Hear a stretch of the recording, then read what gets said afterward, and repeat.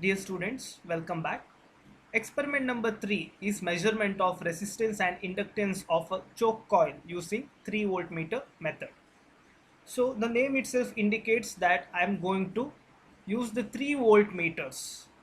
So as in the circuit diagram you can see, a voltmeter is used across the supply, a second voltmeter across the choke coil, and the third voltmeter across the lamp load.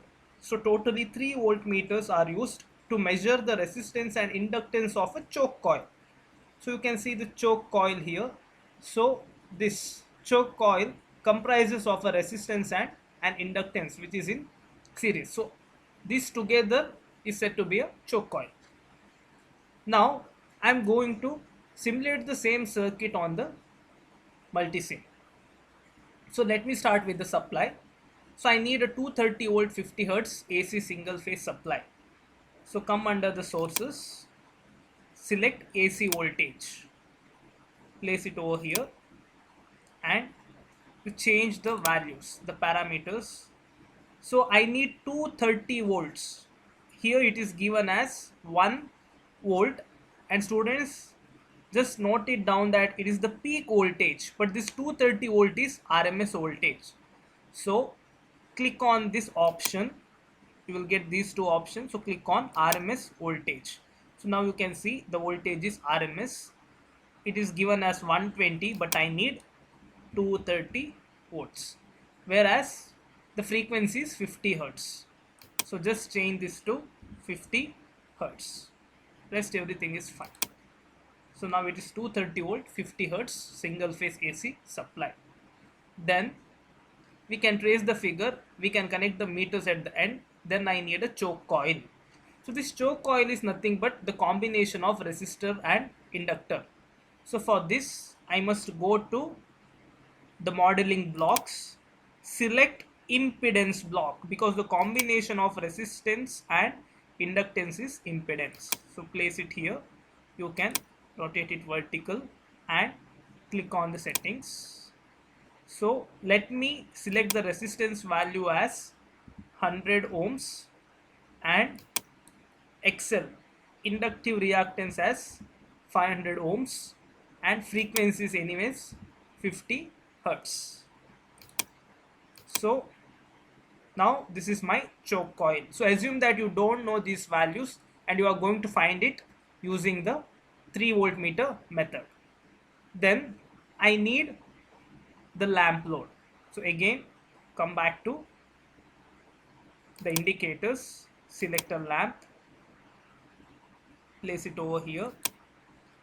So it is 12 volt, I must change it to 230 volt, and let the maximum rated power be 60 watt, and the burnout voltage be 300 volts. See, the burnout voltage should be greater than your maximum rated voltage. So I have this. Now let me take a copy of this bulb, place it over here. Then I need two SPST switches. So connect it in series, copy,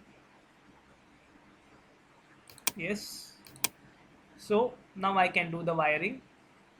So these two bulbs are in parallel. This will form a lamp load. Then start from here, from the supply to the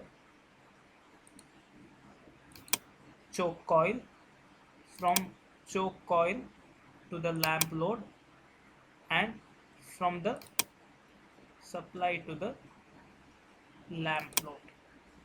Now I can place the meters. So first let me place the ammeter. Now just come to the settings.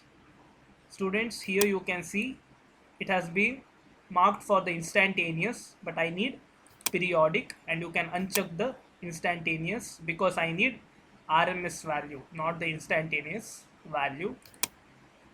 Similarly, I need 3 voltmeters. So go to the voltage, one across the supply.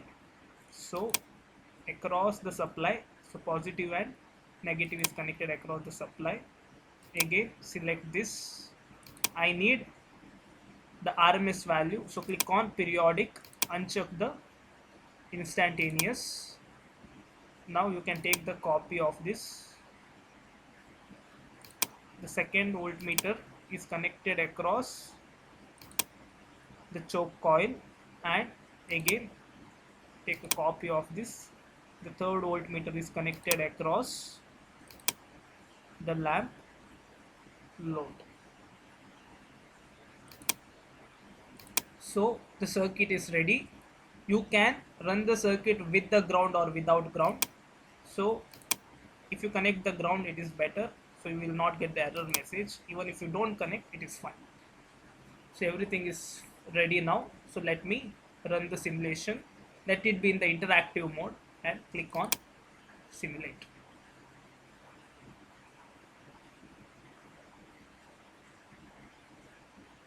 So here the first reading is to be taken by closing the switch S1. So now you can note down the Vs is 230 volt, so you can see it is 230 volt. Then VL is the voltage across choke coil, it is 106.71. I have already noted down here. And voltage across lamp load, VR, is 183.95 volts, and the current is 208.64 milli, so into 10 to the power minus 3, which means 0.208 amperes. So I've got a set of values. So the main thing is you have to note down the 3 voltmeter readings and an ammeter reading. Now turn on the second load by closing the switch S2. Note down all the meter readings. So again you can see the current is 311.8, means 0.311 amperes. This was in milliamperes, so into 10 to the power minus 3 I will get 0.311 amperes. Vs, students, you can see V peak to peak, V average and RMS. I need the RMS value, so V RMS I have to note down. So Vs is now 230 volt, and here VL is 159.48 and VR is 137.45. So once you have noted down these values, you have to put in these calculations here. Cos phi, Vs square minus VR square minus VL square by 2VR VL, then Z is equal to VL by I, XL is equal to Z sin phi, R is equal to Z cos phi, and L is equal to XL by 2 pi F for each trial. So first take the set of this value, put it over here, you find the cos phi, XL, L and R, and again for the second set of the values, again you must do the calculation and find out. And the values you get here, XL and R, should be nearby to the values we have set here. So we had initially set the R value as 100 ohm and XL value as 500 ohm. The same thing in and around, you will get it around 500 itself. Because of the decimal values, you may get 1 or 2 less or more, but you have to get in and around that. So this will be around 100 ohm and this will be around 500 ohms.